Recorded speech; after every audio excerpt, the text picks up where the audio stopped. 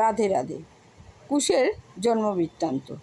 সীতামাতা একটি পুত্রের জন্ম দিয়েছিলেন, কিন্তু দুটি পুত্র এলো কীভাবে? মাতা সীতা যখন অযোধ্যা নগরী ত্যাগ করে বাল্মীকির আশ্রমে ছিলেন, তখন তিনি রান্নার জন্য কাঠসংগ্রহ করতে যেতেন বনের ভেতর, এবং পুত্র লবকে বাল্মীকির কাছে রেখে যেতেন।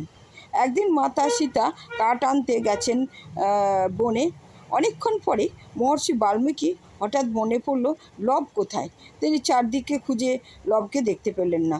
তখন তিনি ভাবলেন লবকে হয়তো কোনো হিংস্র জন্তু নিয়ে গেছে এবং খেয়ে ফেলেছে। এই পুত্রশোক সীতামাতা কীভাবে সহ্য করবে? তখন তিনি একটা কুশের পুতুল তৈরি করে তাতে প্রাণ প্রতিষ্ঠা করলেন। এদিকে সীতামাতা ফিরে এলে বাল্মীকি দেখলেন লব মাতা সীতার কোলে। সীতা মাতা বললেন, আমি আজ লবকে কোলে করে কাঠ সংগ্রহ করতে গিয়েছিলাম।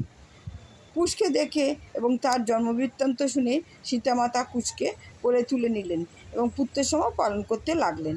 যেহেতু কুশ থেকে তৈরি, তাই এই পুত্রের নাম রাখা হলো কুশ। রাধে রাধে।